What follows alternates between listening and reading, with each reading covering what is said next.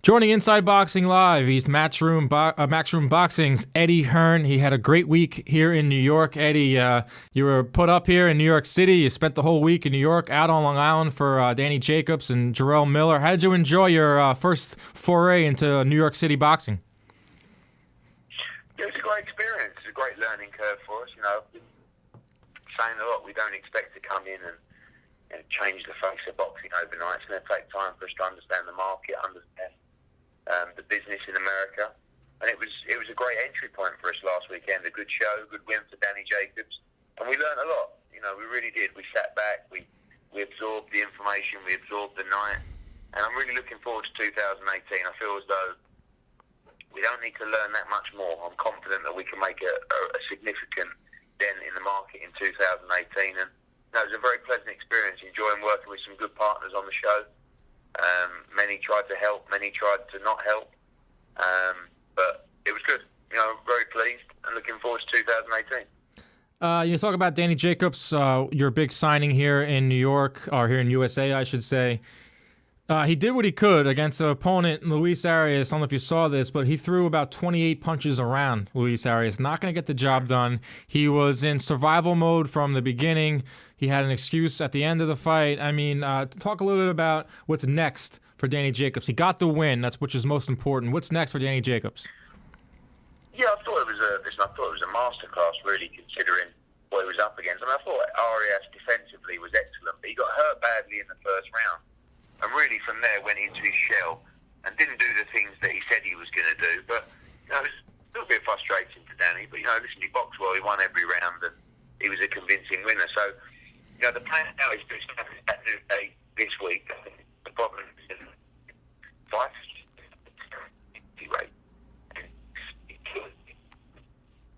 Eddie, you there? Yeah, I'm here. Okay, yeah. Can you just restate that again? I'm sorry. Sorry. Yeah, I just think that fighters have such a terrible activity rate in America, fighting once a year and 1.5 times a year. So the key really is with Danny is to establish his next date, which will be mid to end of April.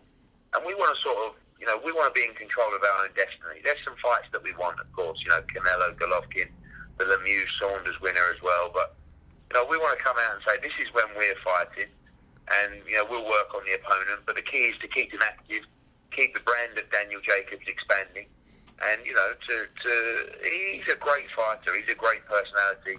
He's the real deal. He should be a superstar, and we've got to make that happen.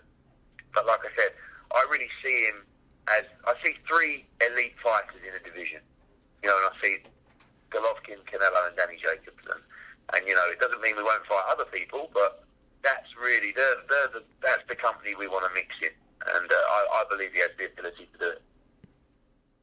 Yeah, you had Danny Jacobs say that he will be traveling to Montreal. I'm sure you'll be going along with him to watch that Lemieux-Saunders fight. Maybe once that winner could go down in April, perhaps, here in New York. I mean, also, but what's stalling, though, is Triple G and Canelo are fighting each other. Triple G and Canelo, those negotiations are stalling as well. So you got a little bit of 4 fighters looking to all fight each other. Talk a little bit about what's going on there, and I know you're going to be there with Danny Jacobs in Montreal.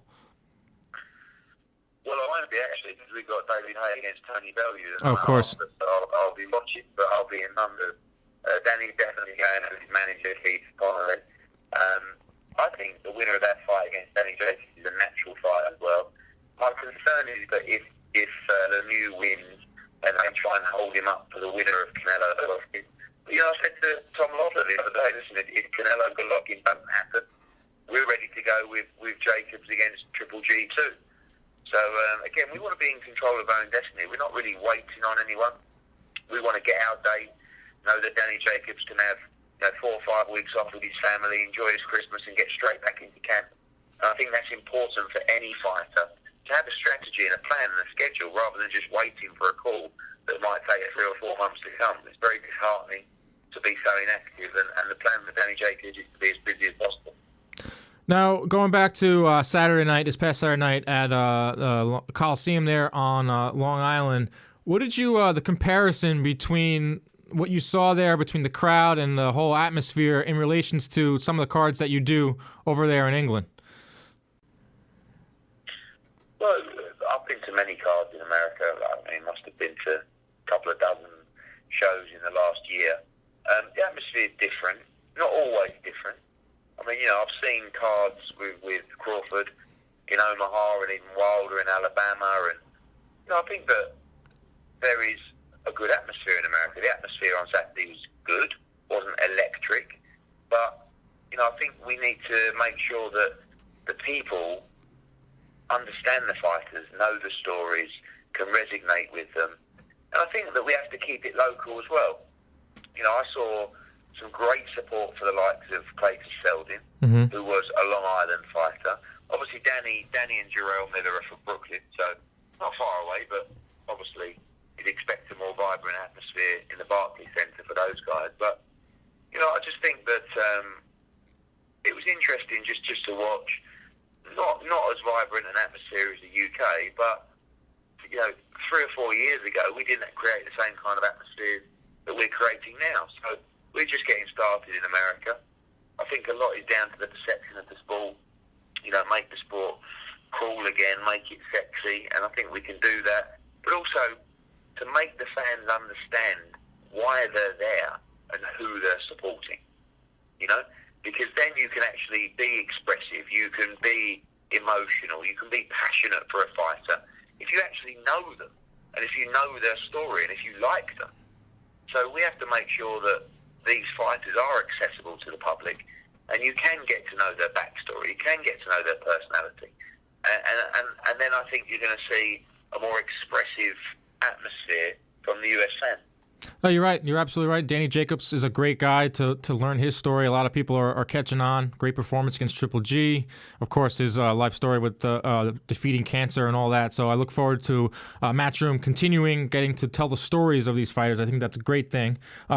Two fighters that don't necessarily need a lot of hype, and that's Anthony Joshua and Deontay Wilder. Of course, you are the man behind Anthony Joshua. I understand that you met with Team Wilder. It went well from what I've read. I also read last night, and you can maybe clear this up, that there were talks of a two-fight deal with potentially one fight going down in Las Vegas. Is there any truth to that?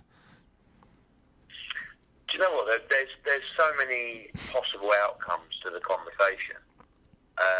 Listen, there was talk of doing one fight. There was talk of doing one fight in the UK, one in the US. There was talk of both fighting on the same card in the spring and then fighting in the summer. So anything's in play at the moment. Anything's possible. There is a desire from both sides to make the fight. That's clear from the meeting. That doesn't mean it will get done, but normally when both sides want to make the fight, you've got a great shot at making it happen. So I believe that this fight gets bigger and bigger and bigger and bigger. Both guys are relatively unknown in America still, and we need to try and change that. And Deontay's doing a good job off the back of his last performance. I think he made some good noise with that win. Anthony's been aired on US TV on numerous occasions. Needs to spend a little bit more time there as well to raise the profile of him. So when we do this fight, I don't want it just to be a big fight. I want it to be a super fight. But I also understand that we live in a world where the fans are very impatient, and we can't miss the opportunity to make a great fight for boxing. So there is an opportunity to make this fight next. Personally, I feel it's unlikely. Could it happen in the summer? Absolutely. Could it happen after that? Absolutely. But it all depends, really, the bottom line when you crunch the numbers and look at everybody's expectations, because Deontay's got his expectations, Anthony's got his expectations. And, we know what they're both earning at the moment and what they perceive they should earn for a fight like this. So that's really when it becomes difficult. But like I said, it is the biggest fight in world boxing. And both fighters definitely want the fight. So it's our jobs, the guys guiding the career of these fighters, to try and make it happen. Now, who are some names that you say personally you don't think it's going to happen right away? So, with that in mind, who are some names that you're looking at? Maybe a Joseph Parker. It can happen, but my gut feeling is it will be more like the summer. But if this was right, You there, Eddie? Yeah, I'm here. Okay, sorry. Can you just state that again?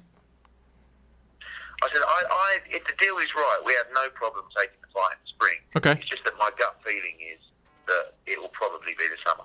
Okay, with that in mind, though, if Joshua should fight a fight before that, there's Joseph Parker being thrown around, there's Dillian Whyte. I mean, who do you think he would get in there with? Well, the Parker fight would make sense because obviously we'd love to bring another belt to the Wilder fight and make that a fight for the undisputed heavyweight championship of the world. But at the same time, Joseph Parker's got his ideas of what he should get for that fight, and that's a lot different to the ideas of what we think he should get in that fight. So all these fights, these guys look at Anthony Joshua as the big payday. Let's not beat around the bush. Everybody wants to fight Joshua, maybe because they think they can beat him, but ultimately because they know he is the biggest payday in the division by a mile. So they're all going to put their prices up, and so they should as well. But we've got to be sensible, and we've got to find some common ground. But certainly Parker is an option for Joshua next. A couple of voluntaries out there as well. But over the next 2 or 3 weeks, we really need to nail down who he's going to fight. We want to go 3 times next year. Once in March, again in June, July, and then again in November, December. So that's the plan. And literally at the moment, everyone is in play. Right. The spring fight. Yeah, the heavyweight division is a lot of moving parts. What about a fight that can be on the undercard? Eddie Hearn versus Lou DiBella. I think that would do great ratings. That's a mismatch. A mismatch for Lou, right? That's a mismatch in and out of the ring. I mean, you got the height, you got the reach. That's for sure. Listen, I love Lou DiBella. I do drive him a bit crazy. I do ramp his heart pressure and blood pressure up. But I have a lot of respect for Lou. He's been around the game for a long time. I've known Lou DiBella since I was about 8 years old. Yeah, me too. And obviously he was at HBO and was an extremely powerful figure in the world of boxing. And he's been around a long time. So, listen, I'm going to ruffle his feathers by coming into the UK market and winding him up, which is what I like to do. And we're going to have some fun, us and Lou DiBella. There's going to be a lot of confrontation. There's going to be some cuddles. I think we have a respect for each other in terms of what we do in the sport of boxing. I'm out to compete. I'm out to compete with all the promoters. Doesn't mean I won't work with them. I will work with everybody.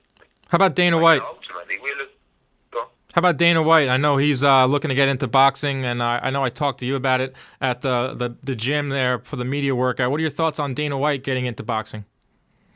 I think it's fantastic. A couple of the media said to me out there, there's a lot of boxing promoters out here disgruntled that Dana White might be coming into boxing. I said, why? It's brilliant for boxing. Anything that adds value, adds profile to the sport. But this is a guy who revolutionised MMA. And he was a big driver behind the brand of the UFC. It would be fantastic to have him in boxing. I'd love to compete against him. I'd love to work with him. More the merrier. He's a very good promoter. And the better the promoters in the sport of boxing, the bigger the sport of boxing is going to be.